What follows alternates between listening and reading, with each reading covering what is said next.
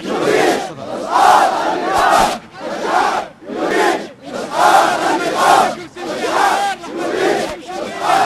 اخواني الأكارم، اخواني الكرام، نصيحتي لكم.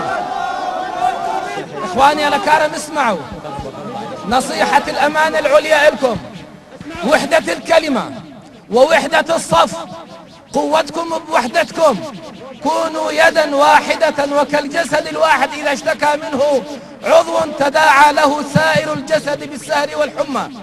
والثبات على الحق، والثبات على ما أنتم عليه من الدعوة السلمية، والثبات على ما أنتم من الغيرة. بالله عليكم من هو قدوتنا؟ عماد. من هو قدوتنا؟ عماد.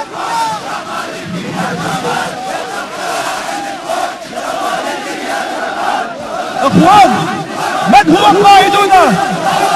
رسول الله القائد.